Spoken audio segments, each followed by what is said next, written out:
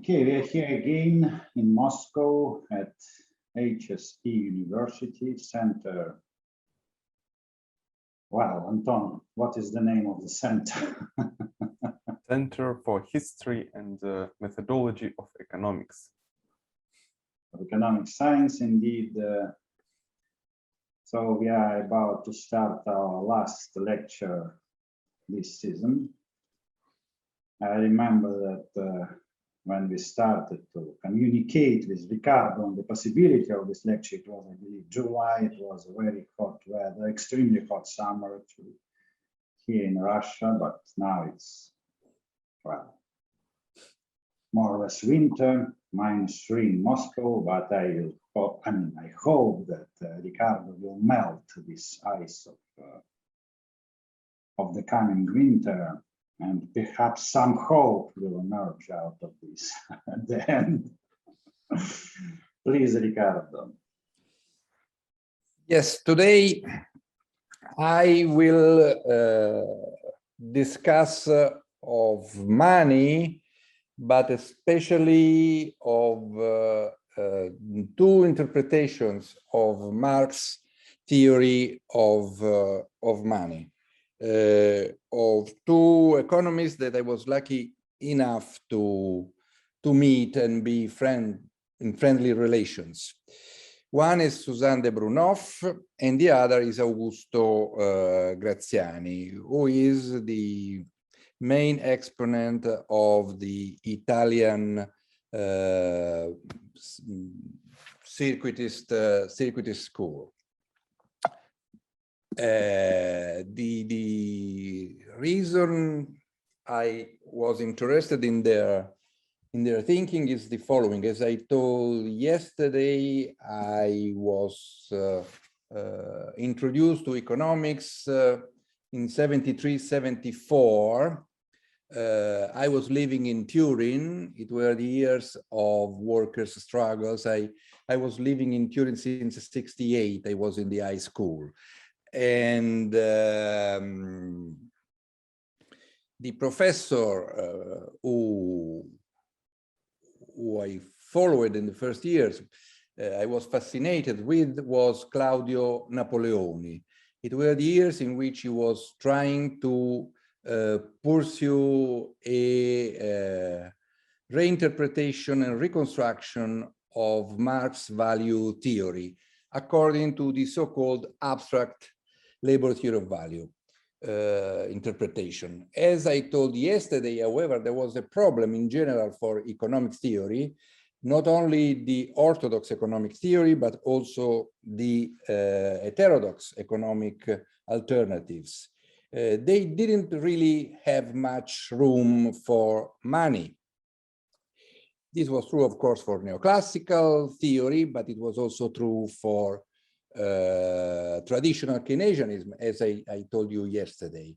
And this is paradoxically true also for monetarism 1, monetarism 2, and traditional, the lines in orthodox macroeconomics. At the same time, if you look at the alternative theories, there is this situation. Yesterday, I quoted the essay by Jan Kregel about Hamlet without the prince. He said that in the macroeconomics, descending from the Cambridge school, the old Cambridge school of John Robinson, Caldor, and so on, money was not really there. There was, of course, the US post-Keynesian branch of Davidson and others. But in that case, money was relevant in the situation of crisis. If you look at the Neo-Ricardian school, well, you can say that in Sraffa, at least so it seems, when you read it, the core, as Garignani calls it, is described not introducing money at the ground floor of the reasoning. So it seems a real analysis which is very different, which is opposed to traditional economics, orthodox economics, but it is still a an approach in which money is not essential. That this is also true for traditional Marxism. In the years I was beginning to study Marx, yes, there was a beginning of interest in Marx, and the same Napoleon was very much interested, an interest in money. And the same Napoleon that I was talking about before gave huge weight to money from the qualitative point of view. Value is expressed in absolute way in money, but there was not really a true monetary analysis. What happened in, as I showed yesterday, what happened in real capitalist economies, however, was very much driven by changes in technology, in class relations, but also in monetary relations. Hence the interest for the analysis that Graziani was beginning to do in the mid-70s of all these phenomena in terms of the circuit theory of money. As I told you yesterday, the circuit theory of money, at least in our Italian variant, went back to the old tradition of Schumpeter in the theory of economic development, of Keynes before the general theory in the treatise on money, or if you wish, also after the general theory in the essays on finance, but not very much, we were not very much interested on the general theory as such.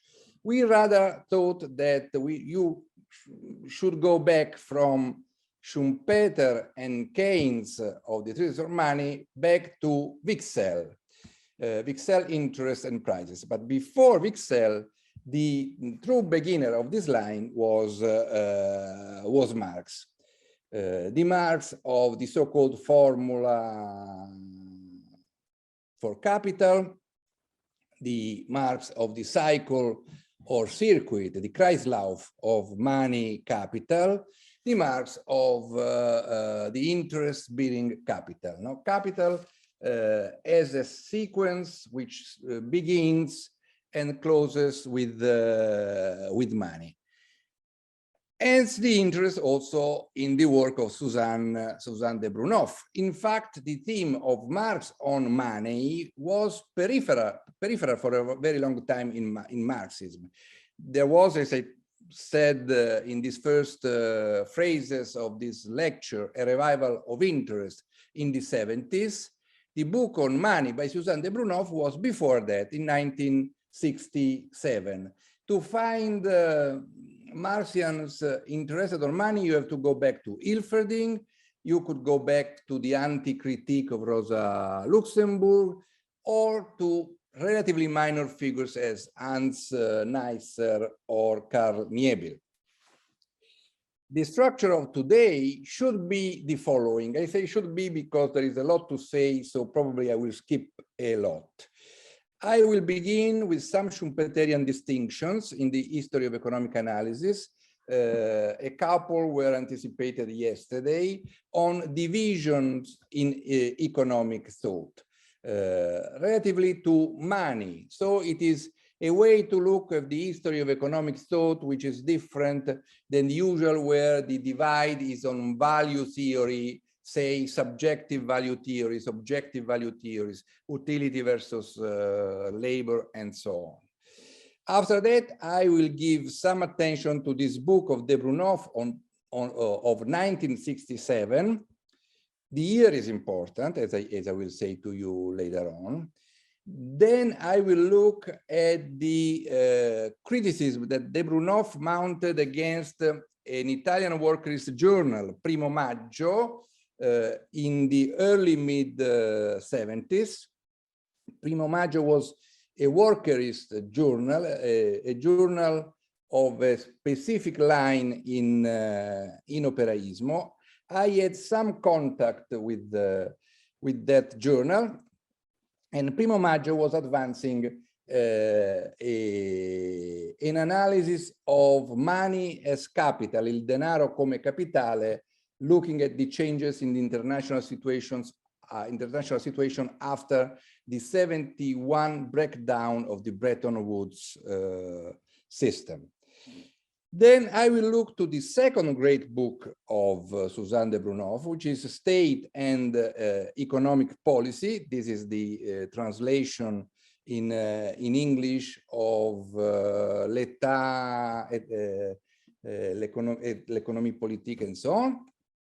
This book is of 1976.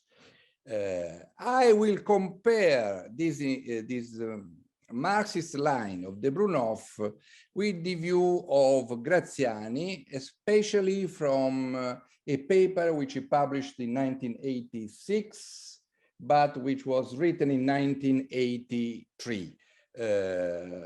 And it was titled, I think, The Marxist Theory of Money, if translated in English. Let's begin with the distinction. A first distinction I already used yesterday is the one between real analysis and monetary analysis. Schumpeter, in the History of Economic Analysis, says that real analysis is the economic theory or theories which proceed from the principle that all the essential phenomena of economic life are capable of being described in terms of goods and services. Money enters just as a technical device to facilitate transactions. Monetary analysis is very different. Monetary analysis, as I told you yesterday, is the analysis of those economic theories that introduce money on the very ground floor of the analytic structure. So monetary analysis abandons the idea that all the essential features of economic life can be represented starting from a sort of barter economy model. So this is the first distinction I began yesterday with this. The second distinction is new. I didn't use that yesterday. It is the distinction between logic and history. Schumpeter takes as an example theoretical metallism versus theoretical cartalism, or chartalism, as it's also said. You know that it is a question which is also very much discussed nowadays, for example, in modern monetary theory and so on. The position of Schumpeter is quite peculiar, and I must confess that I find it convincing. Schumpeter says that theoretical metallism is untenable. Theoretical metallism. It is not true, says Schumpeter, that as a matter of pure logic, not history, money essentially is backed by commodities whose exchange value are the logical basis of the value as money, of the value of money. What he wants to say is that there is a confusion in most discussions between the issue of the historical origin of money and the issue of the nature or logic, or even, Schumpeter used this term, the essence of money. Schumpeter says, yes, historically, in many cases, money began as a commodity. There were some commodities, being particularly salable, which came to be used as the medium of exchange. This has nothing to do with the nature or logic of money, which actually goes the other way. The logic or essence of money is entirely independent of the commodity character of its material. This is an error, Schumpeter says, which is very frequent in social analysis. Not to realize that primitive forms of social institutions are more complex than modern ones. They hide rather than reveal logical essentials. So Schumpeter says, yes, the beginning was with this, commodity money, but in fact, commodity money was a sort of non-commodity money in disguise. Commodity money was just a sort of collateral of non-commodity money. Keynes has a phrase like along these lines in Indian Currency and Finance, when he says that the rupee is actually a bank note printed on silver. You may remind that Marx said that the anatomy of the human being is the key for the anatomy of the ape. So I am at home here. The third distinction was already anticipated yesterday. It is one between the monetary theory of credit and the credit theory of money. The monetary theory of credit argues that everything that happens in the sphere of currency, credit, and banking must be construed on the money basis. And the same existence of money itself is somehow construed beginning from barter. The credit theory of money is very different. The credit theory of money thinks that to analyze actually monetary phenomena, it is more useful to start from present nowadays capitalist finance. Capitalist finance is a clearing system. It is like an accountancy where claims and debts are cancelled one against the other, and there may be a positive or negative differences that of course balances themselves, and they are carried forward, and the final settlement of these differences is through money. So money comes after the phenomenon of credit as a special case, not often with specific significance. I completely agree with the three distinctions and with the choices of Schumpeter. That is the choice of a credit theory of money versus the monetary theory of credit, the choice of a logical approach or not an historical approach, a position which wants to put forward a monetary analysis, not a real analysis. Now let us go on the book, to look at the book La Monnaie chez Marx by Suzanne de Brunoff. It is a book of 1967. It is very usually interpreted as if what de Brunoff wants to stress is the metal basis. It is not so.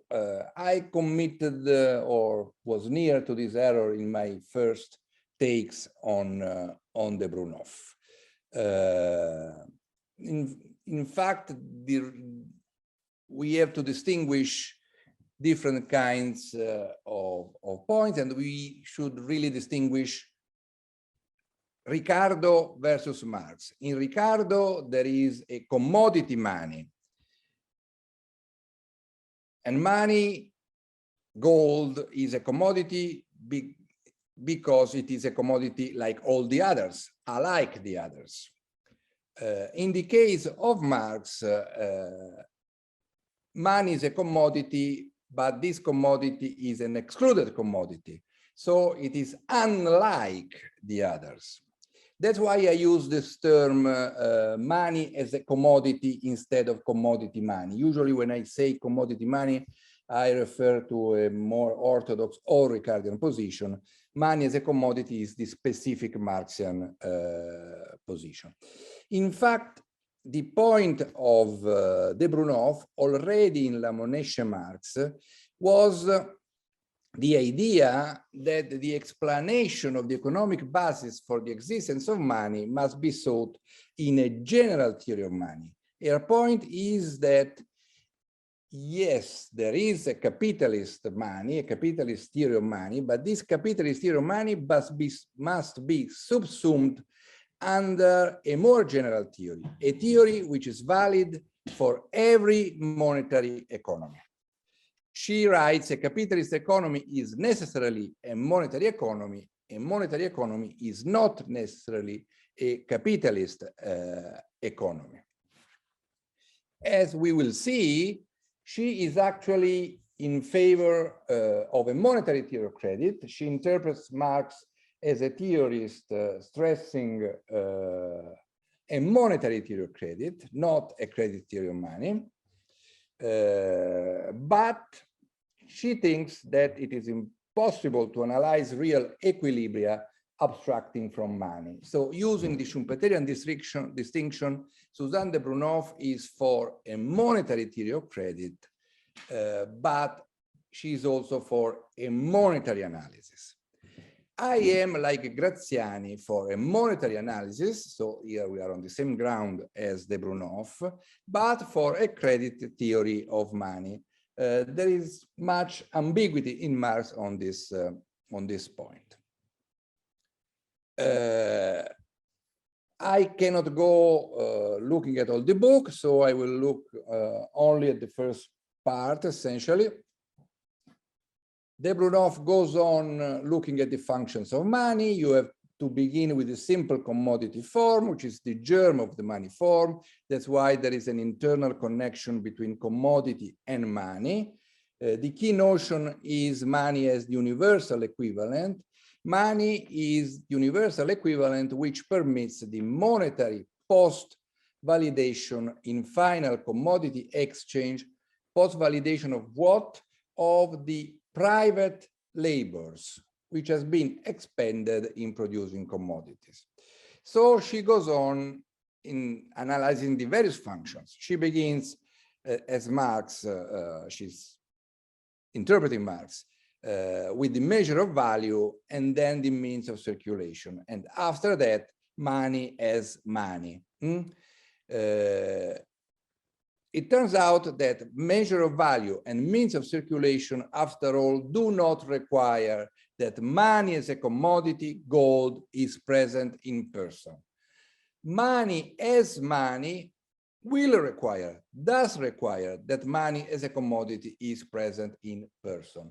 But de Brunoff shows that even for money as money, representatives are as good as gold, except on the world arena for the final settlements of international imbalances of payments.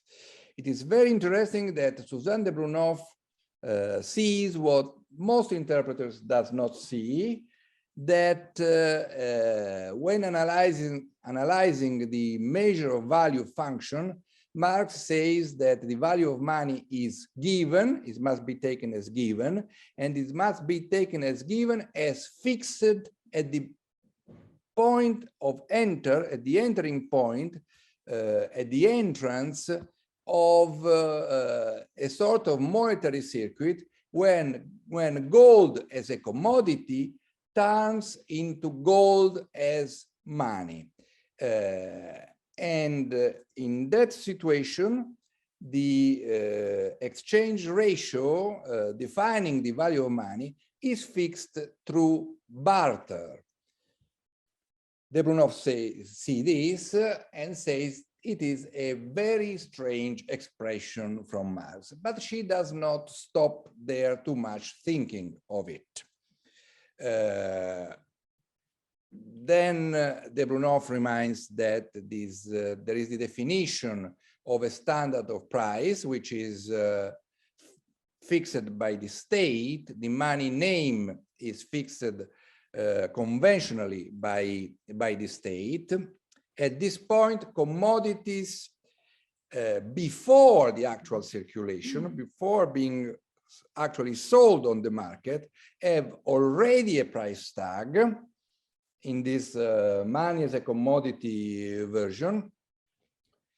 And so the movement is from commodities to money. Commodities are already commensurated in money terms through this money as a commodity theory. They are money in motion. They are ideal money that needs to be actualized in exchange. So in the measure of value function, money is ideal money.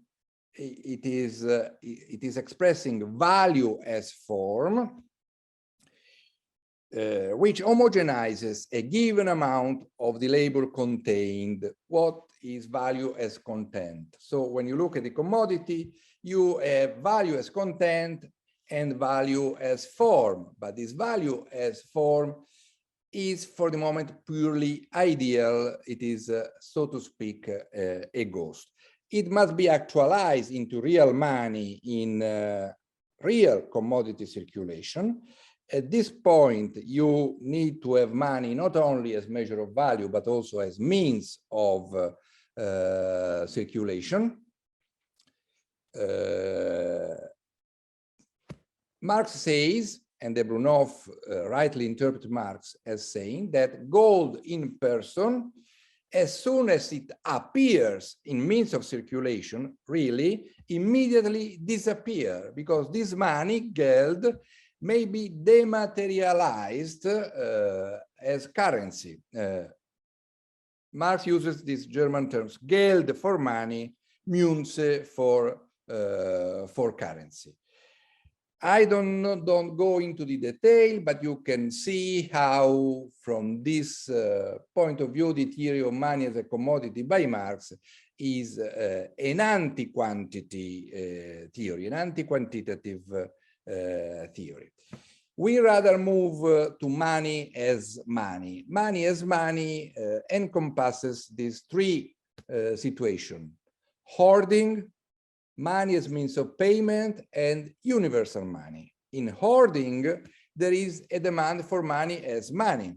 When you have the demand for money as money, you want money as a commodity to be there as a stock of wealth. So at this point, money is not merely ideal, as in the measure of value, nor is a means of circulation which is capable of being substituted by some representative.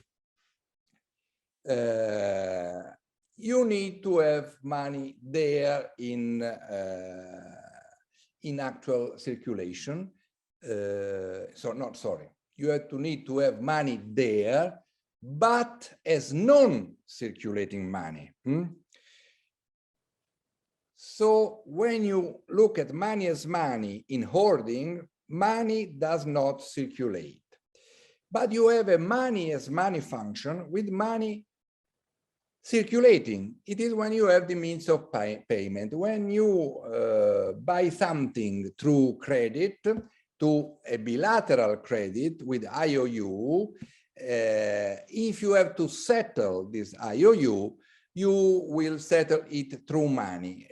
The credit is given in monetary terms, but monetary terms is here to be understood as money functioning as means of payment, which need to appear really at the end to settle the payments. But the Brunoff again shows that actually even with hoarding and with means of payment, it is possible to substitute money with signs representing gold. Then there is the third situation where money is requested as money, and it is with universal money. Now you have money as money, which needs to be present as the unique form of abstract wealth, as bullion in the international payments. But you need that the international imbalances will be settled. You can't postpone them only in the situation of crisis. So in the end, universal money is needed as true bullion in the situation of crisis. From here, she went on to use this basic Marxian theory, following some recurrent themes of her. I stress three interconnected ones. First, the supply of money and of its substitutes, currency, is regulated politically, but it is not entirely political. State power over money is genuine, but commodity circulation is always subject to a monetary constraint. Second theme, this power of the state, which is genuine, is limited by other states. So we are discussing on national states versus other national states, but it may also be limited by private individuals. Third, the monetary policy within the policy of the state is a characteristic, peculiar characteristics that defines it as a capitalist monetary policy. That the role of the universal equivalent must be preserved as the money ground, as the money base of the capitalist credit and of the capitalist international transactions. So, but the validation of the post-validation of private labors must never be completely granted ex ante. The synthesis of de Brunoff is that Capital, the book, is the theory of the monetary economy. It is not a monetary theory of the economy, as, for example, Keynes would have, or Graziani would have, or me, myself, would have. The credit system is built upon the monetary system. Marx, as I told you before, is a monetary theory of credit. But she goes on to analyze the specific form of capitalist finance and reproduction. And there is already in 1967, de Brunoff is quite careful to underline that finance is essential in capitalist monetary phenomena, because when you go to capitalist production, you need an ante-validation of this capitalist production. You need to have an advance of money before production, and this capital must return in monetary form at the end, after production. I will skip some slides and go to stress one conclusion that de Brunoff put forward when she is discussing of banking policy and state money power. She says already in 1967 that there are intrinsic limits for credit money policy of a good kind, of an expansionary kind. An expansionary banking policy can avert bankruptcy, but only for a while. It cannot eliminate bankruptcy. Why? Because of the crisis of confidence that the same expansionary credit policy, credit money policy is endangering. Or for the speculative activity that goes together with an expansionary credit and monetary upward policy. To retain the credibility of money as means of circulation, says de Brunoff, the central bank needs to preserve hoarding as a condition of the survival of the monetary system. Since, as I will say later on, she is always very much keen to stress that money is endogenous, that central bank reserves are endogenous. This means that institutionally, politically, the central bank needs to ration, so to speak, the supply of money. The book is of 1967, so it is written when the gold exchange standard was functioning. Before 1971, the collapse of the Bretton Woods system of fixed, though adjustable exchange rates. The second edition was of 1973, the third edition was of 1976. The book was in French, of course. It has been translated in English and in Italian. Unfortunately, both in the Italian edition and in the English edition, which is worse because it is one very much diffused worldwide, it does not exist the translation of the postface to the third edition. Now, the postface to the third edition is really important because it takes into account, it was written in 75. It is signed June 75. It takes into account the collapse of Bretton Woods of 71, but also the return of the great capitalist crisis of 73-74, the first great capitalist crisis after the 30s great crash. And it takes into account the beginning of the stagflation 74-75. The leitmotif of this post-phase of 76 is that crisis management by economic policy meets objective constraints. And it is this that make Marx and Marx on Money still relevant. She was talking about the ante-validation already in 67, but it was an underdeveloped analysis. Now she very much goes into more detail.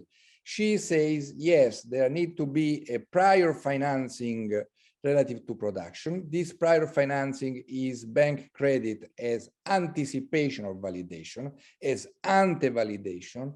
Ante-validation means that since there is this prior monetary financing, it is as if commodities will be sold. In the 19th century, the polarity commodity money was the one relevant, and the realization crisis turned into a credit crisis, and the credit crisis turned into banks' failures. With the development of credit and money, this changed after the 30s and after 71. In the 30s, central bank money became inconvertible money, so there was no need of a further validation. So de Brunoff says ante-validation becomes a pseudo-validation at the national level. It is as if commodities are already validated. This creates a disjunction, she says, which was relevant after World War II, between money as a sign of value and the effective value that the commodity has. This disjunction could be adjusted through inflation, moderate inflation, the moderate inflation of the 50s and the 60s. This moderate inflation allows to overcome the difficulty. Things changes after 71, because after 71, the end of US hegemony, there is a disconnection of money from gold, not only nationally, but also worldwide. And this means a change of the nature of economic policy, which becomes less a pure abstract management of the economy and more really and prosaically a frontal attack against wage, labor, and employment. There are a lot of other essays in between, but I want to go to one of the last essays by de Brunoff in 2006, which is the essays in a book on alternative approaches to money, edited by Arestis and Sawyer. It is a paper, a chapter co-signed with Duncan Foley, and it is called Marx and Contemporary. It is on Marx on Money, but I would like to stress the last part on Marx and Contemporary Monetary Theory. That is, I'm not sure about that. I should ask Duncan Foley, but I would bet that these last pages owe a lot to Suzanne de Brunoff. Probably they were first written by her.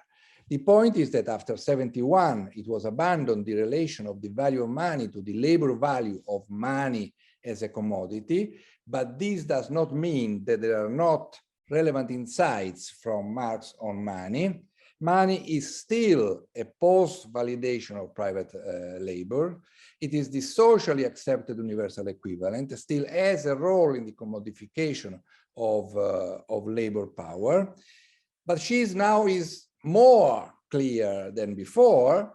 In modern capitalist economies, the anti-quantity theory of mechanism in Marx, the one that says that the movement is not from the money supply to prices, but from prices to the money supply, the anti-quantity theory mechanism is the banking system.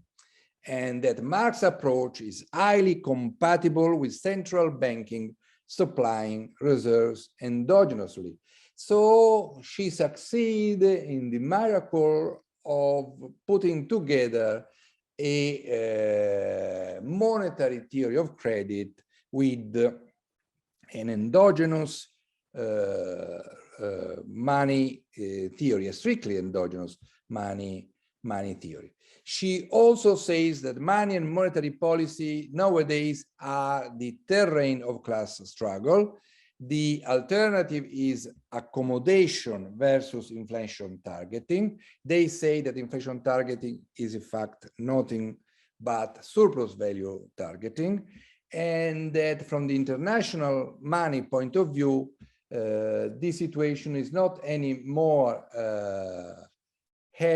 governed by gold, but by a hierarchy of money. There is a consensual hierarchy of money, so to speak. Sorry, this is wrong. In this hierarchy of money is not produced by a consensus, but by a clash between the great currencies. And their anticipation in the early 2000s was that there would have been a clash, an instability coming out from the US dollar against the euro. As I told yesterday in the debate, this is not what actually happened. So it was a wrong anticipation, but we are a few years before the crisis of 2007 and 2008. Then there is the book translated in English as State, Capital and Economic Policy. I can't go into this book in any detail, but I am very much unhappy about the debate on the Brunoff, because one cannot write, in my view, of the Brunoff on money just looking at the book of 67. There were substantial advances, also from the point of view of a Marxian perspective on money, from this book. The book is on the state, so she says that the state economic role is always essential because the state is external to capital, but it is also immanent to capital. The state from the beginning of capitalism manages money and labor power, which are the two very peculiar commodities. The state acts with a monetary policy, but already in 76, she says there is an illusion of control, the realities of the endogeneity of the money supply. The 30s marked a qualitative change, the birth of economic policy as we now know it, that is, as a macro state intervention targeting immediately global economic realities. These global economic realities now are relative also to the relation between money and labor power. So it is not only that the state manages money, the state manages labor power, but the state directly manages the relation between money and labor power.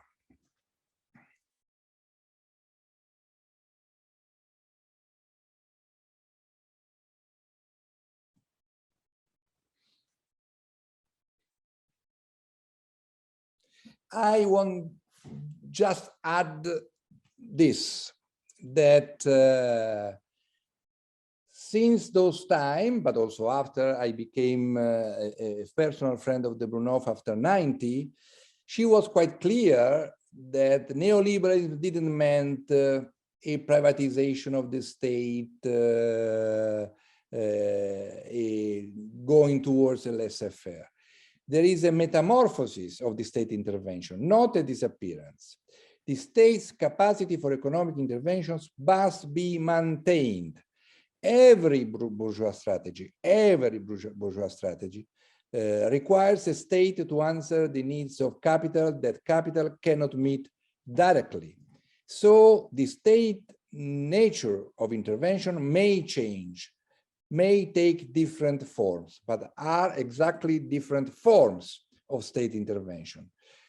Capital always requires state and even more to date state's intervention. This intervention, this economic policy has, however, a capitalist characteristics. It is to perpetuate the domination of capital, even though through a relative autonomy of the state.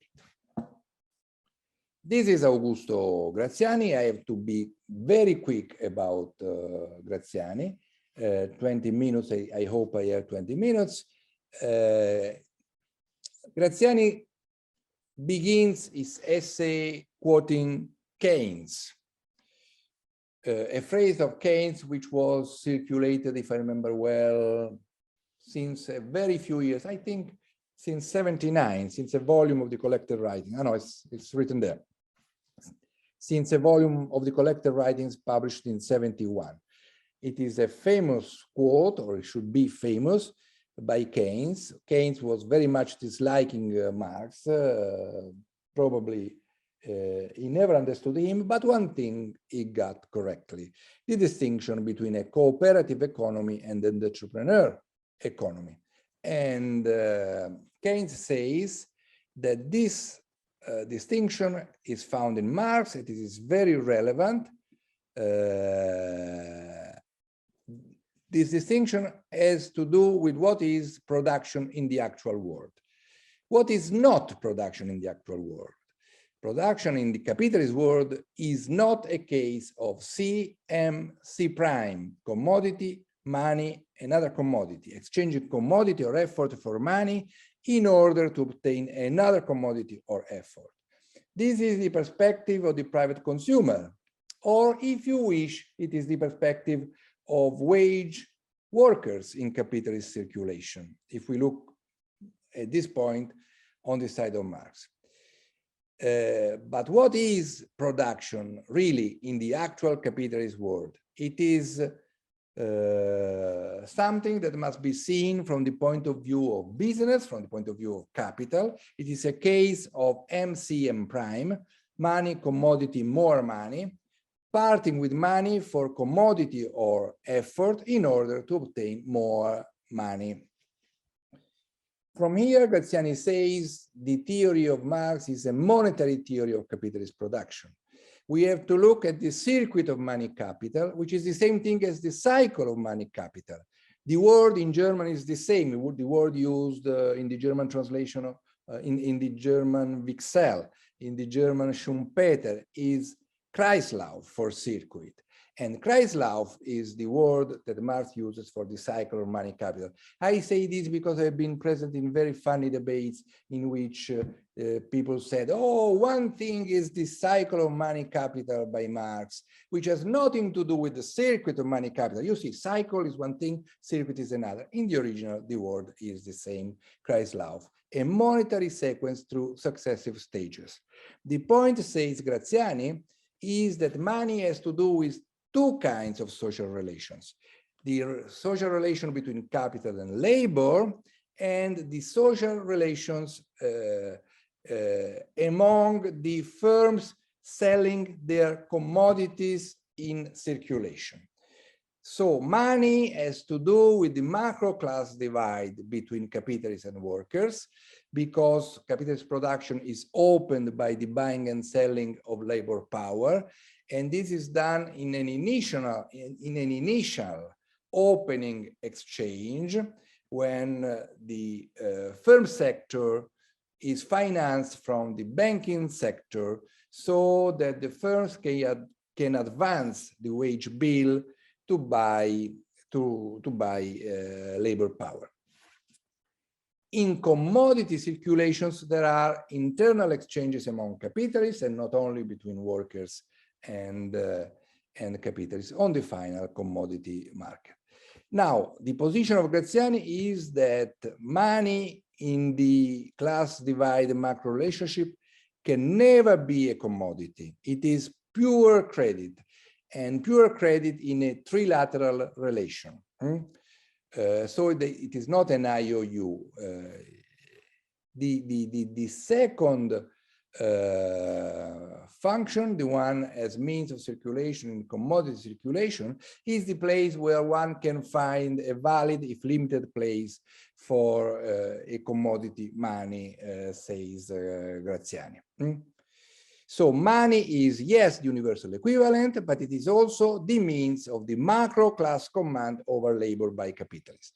So what Graziani is doing is shifting the attention on Marx on money from the role of money as the universal equivalent at the end of the circuit in commodity circulation to the initial opening of the capitalist production circuit, that is, he put the stress on money as purchasing power for the firm sector, on money as the macro class command over labor by capitalists.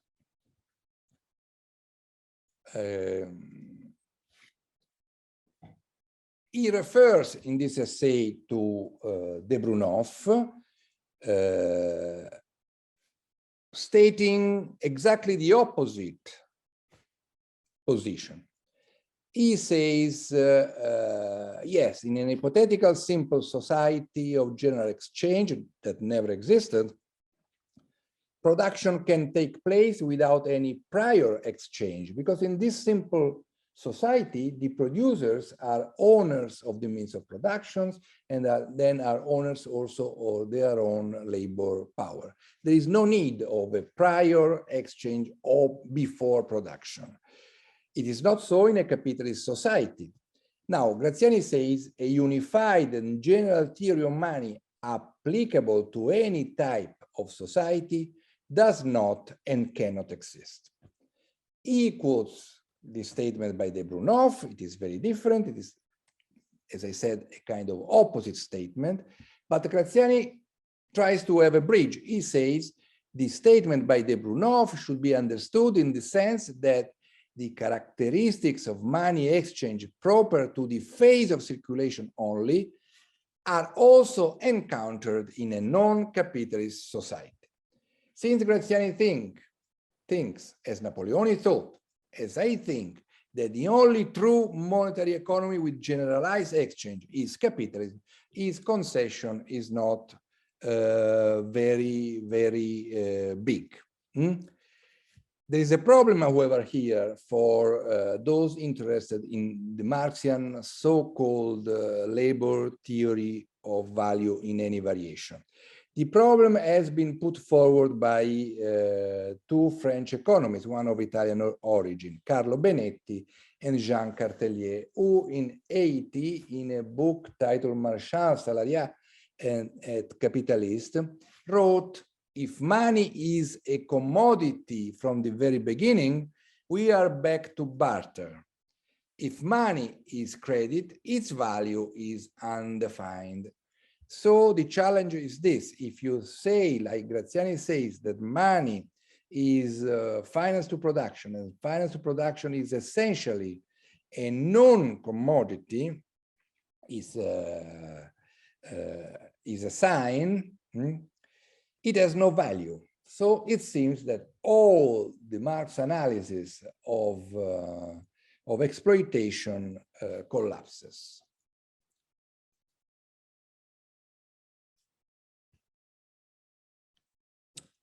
Now, what is money from the point of view of Marx, according to the interpretation by Graziani, and here I agree with him? Industrial capitalists needs purchasing power, and this is given by money, to them by money capitalists. They don't need gold as money. Graziani says, we open capital, especially the third volume, and we find opposite statements.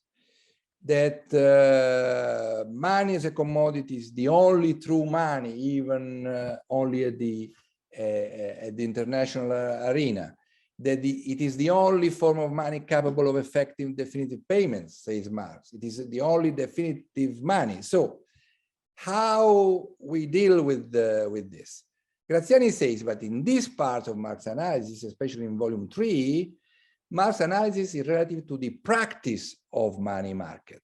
He is not analyzing a pure capitalist system. The pure capitalist system is the system where there are only capital and labor. It is a closed economy without the state. In this situation, the only way money can flow into the circuit is through the bank financing of capitalist production. This is why we can say that capitalism is essentially a monetary economy. So what Graziani is saying is in my language, not in his language, is that the pure capitalist system of Marx in volume 1 of Capital is a good abstraction. It is the abstraction from where to begin with in the monetary analysis. And this position is very different from modern monetary theory that has stayed there from the beginning. From post-Keynesians, at least most of them have the state already there at the beginning, and from other circuitism. The last writings of Pargues or with Secareccia or Alone, etc., are going towards this idea that the state must be there at the beginning in the abstraction, in the first abstraction. Graziani says Marx in volume 3 is looking at the functions of money in an open economy with the state. But when you are in the open economy with the state, the private money circulation intermeshes with the circulation of state money, either metal or paper. If you introduce the state, Marx is the first to recognize that the state is able to establish legal money as dominant, even though probably Marx would not go towards the position that the money is a creation of the state. It is a position which was criticized also by Schumpeter. You find it in Keynes. In an open economy, yes, there is the problem of international settlements, but that would be an interesting thing that we may discuss in the debate.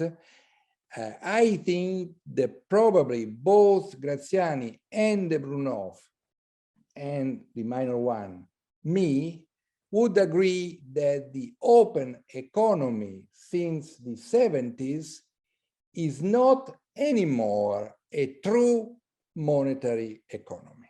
This is a very paradoxical statement, that the monetary economies of today rest on a non-monetary international situation, an undefined situation, and we should discuss that. What about and this is the end of the discussion, what about value theory? The Benetti-Cartellier criticism. In fact, the paper by Graziani in 1983 has more or less an answer on which I agree. What is the value of this credit money? Benetti and Cartellier says, well, if money is credit, money has no value in Marxian sense. But let us look at bank credit money as finance to production. Let us look at what is the value of money as capital at the opening of the circuit, monetary circuit. In the opening phase of the circuit, which is a macro class circuit, the agents are only the first sector, the banking sector, and the working class. The only thing that in a closed economy without the state, the only thing that capitalists have to buy is labor power. And they can get this labor power engaging in an exchange with the living bearers of labor power, workers. So the value of this bank credit money acting as finance is given by what is purchased, by the value of what is purchased by firms. And the only thing that they purchase is labor power. So the question is, the answer is, the value of bank credit money is the value of labor power at a class level. But in a Marxian analysis, the value of the wage is regulated by the labor contained in the wage goods. So the labor value of money capital is nothing but the labor contained in the real wage of the working class. So you have defined the value of bank credit money at the beginning. Then there is production. This production sees an extraction of living labor from the living bearers of labor power. These end with some output. This output has a price tag, and if this ideal money is realized, you have a given quantity of value, but also of exploitation. You have more labor extracted from the given value of labor power. So you have that the number of hours of labor in real wages, this is a quote from Graziani, is lower than the number of hours contained in the product achieved. What happens when you close the circuit? When you close the circuit, you have the value of the net product, the added value, the new value. These will be redistributed among agents according to prices. So whatever are the prices, they can just redistribute exhibition in money of labor hours.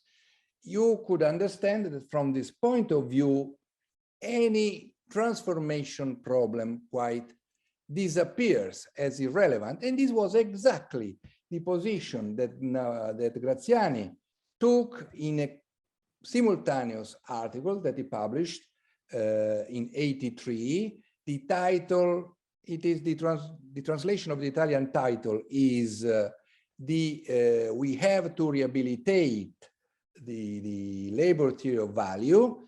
The idea was exactly this. The labor theory of value has to do just with the macro class valorization process, volume 1, between the two classes. When you are at the individual pricing situation of the price of production, whatever the prices, they cannot just redistribute this new value. Well, I think I can finish here.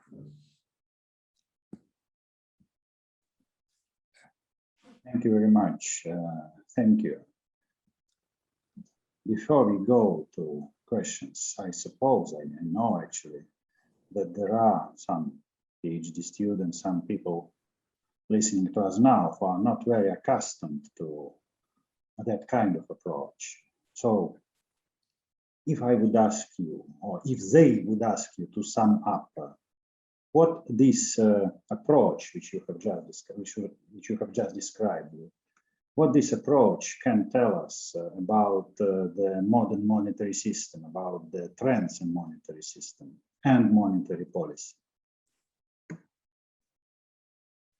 This is a question. Dennis. Yes, yes, yes. This is a question.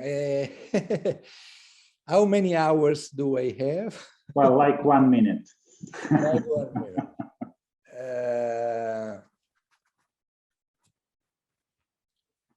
You see, it depends. These approaches are relevant, but they are not not enough. The point is that I agree with Graziani that money is, first of all, the command over living labor and resources. This is a theme that goes back, as I told before, to Keynes 30 and Schumpeter, but it is a theme that has to do with the fact that money is essential in defining the allocation of workers and the composition of output. From this point of view, the distinction between monetary policy, strictly speaking, and economic policy more generally, including the fiscal policy, is blurred. We may discuss this in detail, but not in 1 minute and not even in 3 hours.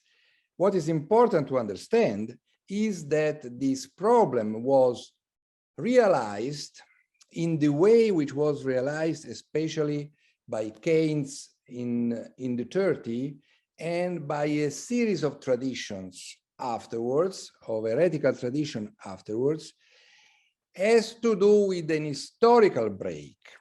We discussed 2 historical breaks, the 71 and before that the 30s.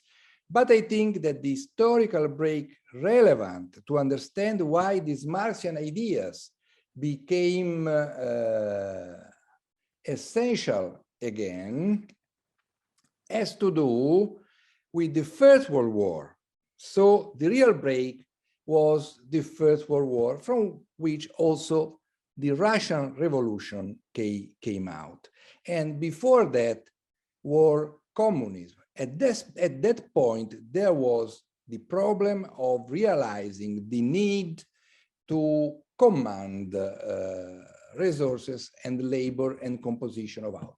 I cannot give you the chains of my reasoning, but I think that this is what became again an issue with more than Keynesianism, with New Deal in the 30s. This is the problem behind the crisis of the 70s. This is the problem behind the crisis of the Great Recession. This is even more the problem today. So, money has been the capitalist way to manage the composition of output. This opens the question if there is a non-capitalist way to manage the composition of output. Minsky had this expression, the socialization of investment. I think that this idea must be radicalized today in the idea of the social production economy.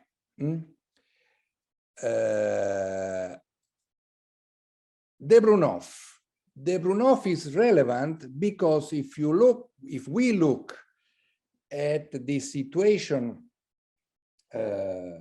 of the 70s, but also of today, if we look at the situation from the point of view of capitalism, it is an illusion, it is a delusion to think that capitalist economic policy can go towards a situation of permanent full employment, good redistribution, good quality of work, and so on.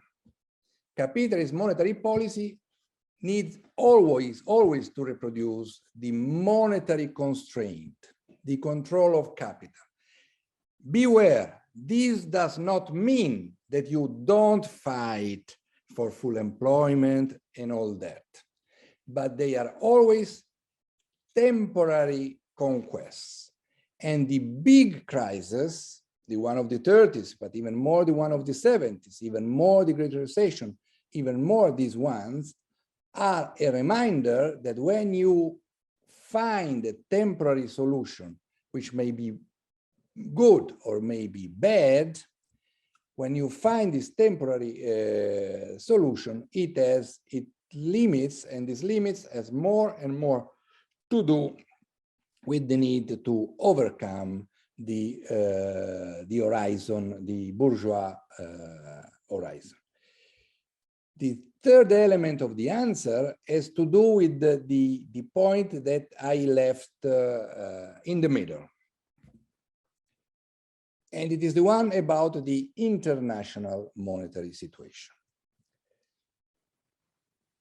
I am an admirer of de Brunoff, and I am an admirer of Graziani, as I am an admirer of Marx. But these are all thinkers of past ages. So every time we need to read again these authors, but also go beyond these authors, looking at the reality in front of us. Now, I already quoted him yesterday. One of the best authors, maybe the best author in understanding the Great Recession, is Adam Tooze in the book Crashed. In fact, in my view, his lucidity is still very high, but a bit less than the highest point of his interpretation. And the highest point of his interpretation is in the introduction to the book Crashed. In the introduction to the book Crashed, he realized that we live beyond the world of Keynes, beyond the world of macroeconomics, orthodox and heterodox, and macroeconomics based on national islands.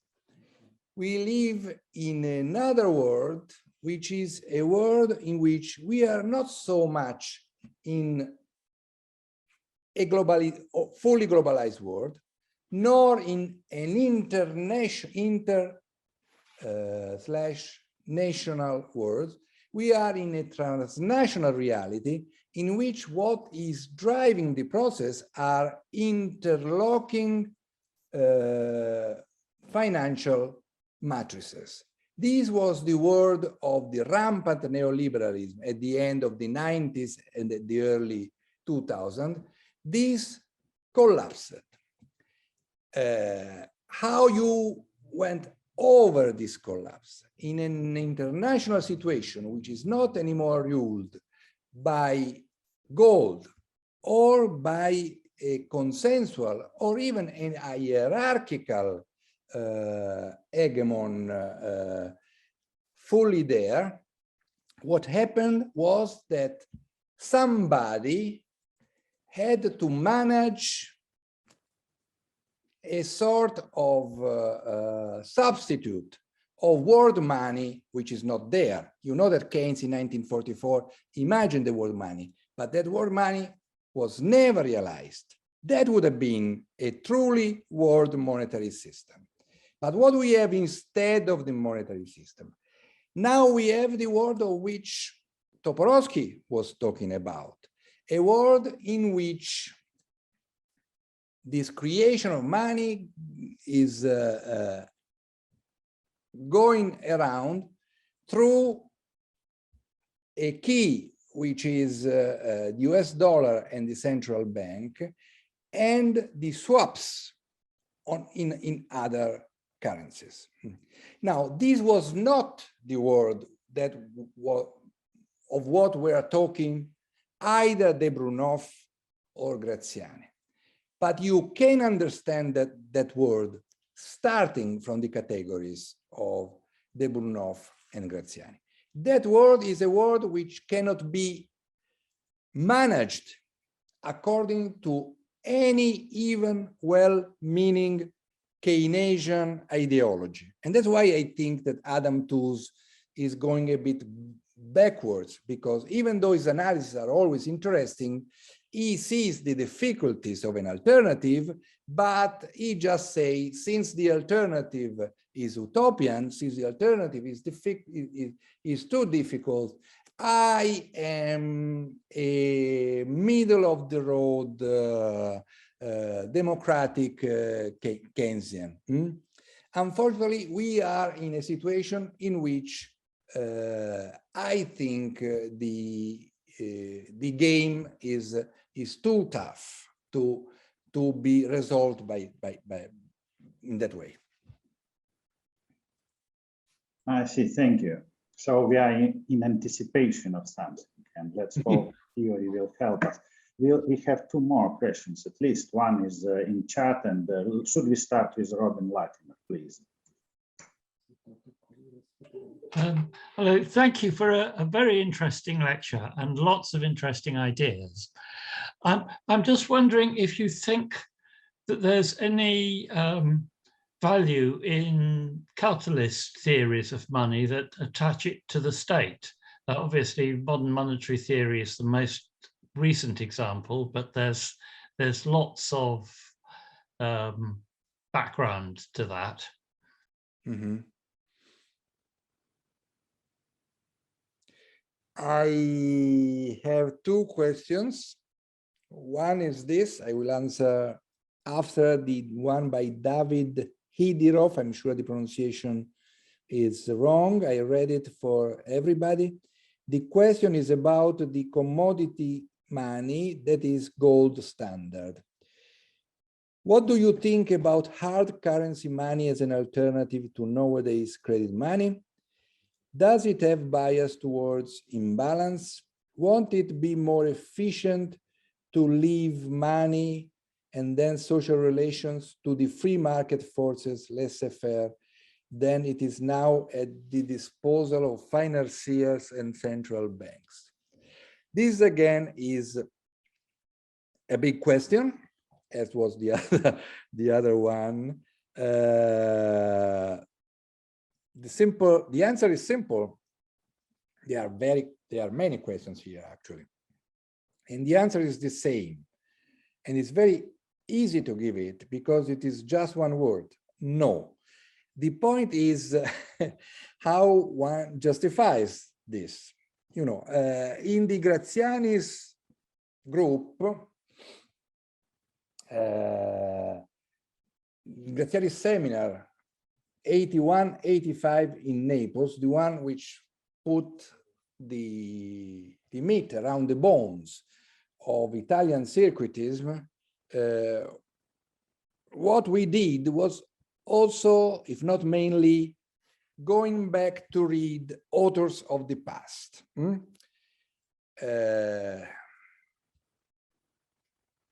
Marx was not there.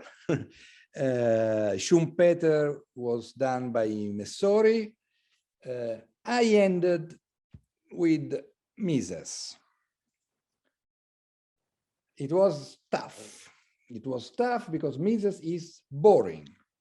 The first time I started reading it, I felt asleep at page 50. 2 years later, I resume it again.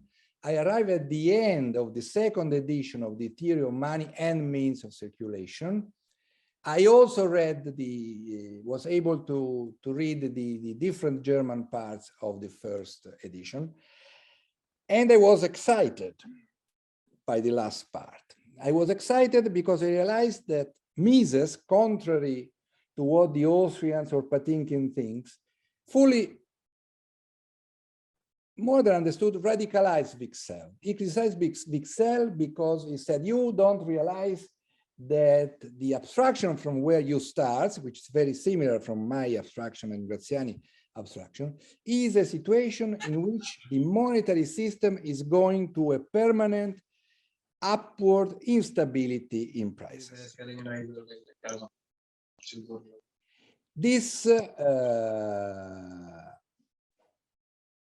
This can't go on, according to Mises, because there is an equilibrating mechanism. It is on the real side, and you go back to some sort, now we would call it, of natural rate of interest. But on the monetary side, he was fully on that line. So he wanted to escape that situation. And one way was free banking. Another way was a return to the gold standard. The return to the gold standard is an institutional intervention which can always be uprooted. And what Mises didn't realize, what was Schumpeter did realize, that if you go back to the gold standard and to a situation of full private property and so on, you kill the what gives the golden eggs in capitalism, which is disequilibrium, innovation with bank credit in excess over the monetary base and so on. Free banking, there was the answer by Hans Neisser. Hans Neisser said, well, if you have free banking and the system in which banks together goes on expanding credit on the same at the same rate, what you have is a Wicksellian cumulative inflation. So what you need to do is to control this through the central banking. So you go back to the problem in a sense of the Brunoff from another round. You need the state and central banking to avoid permanent inflation, but also to affirm the monetary constraint in a way which does not end in the end with the collapse of capitalism, of capitalism.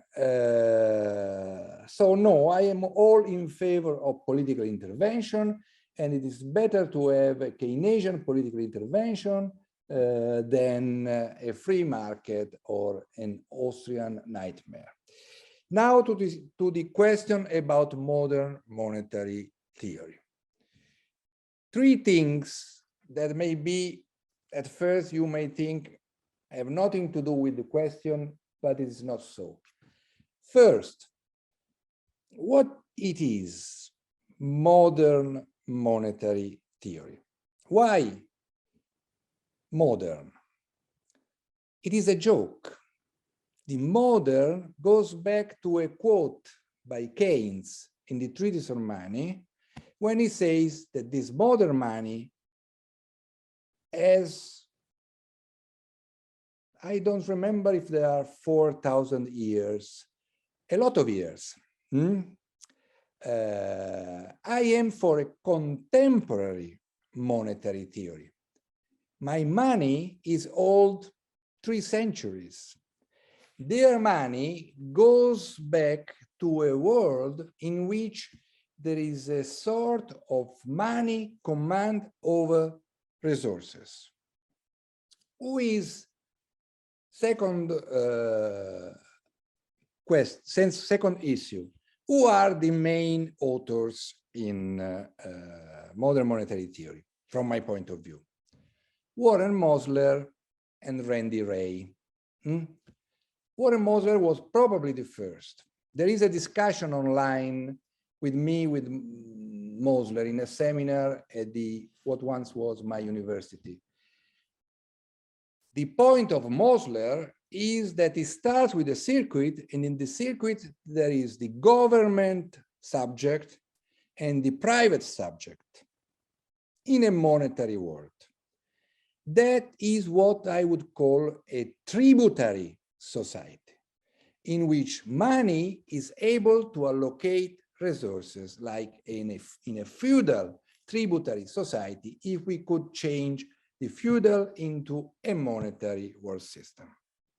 I have a different world in which private is divided into classes, and the private economy is monetary, because even if I don't have the government, that private is as capitalist finance, as the contemporary money there. The third author is Randy Wray. When I was teaching in Bergamo, I divided the international monetary course with Jan Topolowski and the macroeconomics course with Randy Wray. I think that with Randy Wray around the table, we would agree about 90%. except when he goes into too much modern monetary theory. And that's reasonable, because Randy Ray, his first book on money, was very circuitist. If you go and look at his book of money, in the 80s, before the modern monetary theories book, he is very much in my world, but that world is now overdetermined by the modern monetary analysis. So I am not a modern monetary theorist, I am a contemporary monetary theorist. I have many points of contacts with modern monetary theories, simply because they are using pieces and bits also of my authors, Kaleski, Minsky, the circuit, and goes on. I am not agreeing with a lot of their positions, and I am agreeing with others. But the real point is in the middle. I think that they forget sometimes that political economy is political and that capitalism is capitalism. They have what Napoleone in the 70s used to say, as many others, it was the problem of the post-Keynesians, that they have the economy there and the politics there. The problem of the economy was a technical problem, that they were not smart enough. It was a technical error. But if we post-Keynesians would be the counselors of the politicians, all would be good. No, there are objective constraints. There is a political dimension. So take the point of taxes drives money, or another one, better still, the point of to spend, the state does not need a prior taking of taxes from the circuit. That's true. That's the same thing as circuit theory. So I agree that in principle, that is true. Does it mean that today it's not important to raise taxes? No, for another million of reasons: debt management, equitable distribution, and so on. So I gave you an idea, I hope, not how much I am confused, but how articulate is my position towards modern monetary theory.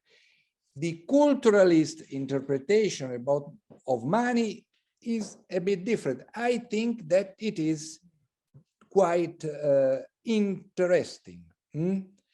But I insist, I know few things, and I think that Marx knew few things. My Marx is important only as the analyst, as the critical analyst of capitalism. Nothing else. And it is a logical analysis. Since I agree with Schumpeter about the distinction of history and logic, my position is that I don't care what is the historical origin of money. The culturalists go on and on that. My point is the logical analysis about the contemporary money. So I am full of interest about the logical histories. I even believe personally that debt money and credit money historically was probably there before commodity money or money as a commodity. That's not really relevant. What is relevant is that in contemporary money theory about capitalism, money is not a commodity, and not for the reason of the modern monetary theory. And the economic policy has to do with a battle within and against capitalist economic policies. Okay, I think we have two more questions, but please answer if you feel really that you can do it in 1 minute. Because I fear that it is, Yes. it cannot be done. Yeah. Perhaps we should run another series of lectures to meet this. Well, to Colin, I am reading very quickly. To the first, the answer would probably be, I don't know. I don't know enough about local currencies, cryptocurrencies, etc. But I think that in the end, the problem about money is who commands over money in the last instance. The second point, I don't understand because I'm reading too quick. Eva says, please comment that Keynes feared he would be declared a socialist. After a great financial crisis, can we talk exclusively about private money? No, for sure. The governing of money, the global level, and also in the European Union, etc., is not private. We don't have a hierarchy of money because we don't have, as I said, a world money, but we have a substitute, which is not a private agent actually governing that money. About the Keynes fear to be socialist, that's complicated because it depends on the decades. He was never a socialist. As Minsky would have said, he was more left-leaning in the 20s than in the 30s. He wanted to have a working, functioning answer to the USSR challenge. He was a liberal. He had this phrase that in the sky he would be very much on the left, but on the earth he would always be on the side of his class, that is cultured bourgeoisie. This, in my view, is pretty clear in what is most fascinating, but also most bourgeois essay, which is the one written in 28, published in 30, about the economic perspective of our prospettive economiche dei nostri nipoti, of our grandchildren. Unfortunately, that essay embodies the thinking of most of today's left: distribution, reduction of working hours, etc. But in that essay, he said, the problem of the future will be, say, technological unemployment. The solution is go away from labor because we can dispense of labor. The socialism of my kind is a socialism which changes the meaning of labor. It is a socialism according to which labor is not synonym of wage labor, is not synonym of going back to some form of slave labor, as most casualized work is a labor, borrowing a word, I think, introduced by feminists in the 70s, in which the key notion is the liberation of labor. The liberation of labor requires reduction of working hours, requires better distribution, but it has to do to a change of conditions, not only about the ownership of the means of production, but the conditions under which we work, the control over our work as a collective society and also as socialized workers. But that's something which will require more time to discuss. Okay, of course. We need It was not 1 minute, Professor, but thank you very much. And great. It was a great pleasure to listen to you, and best regards, Croatia.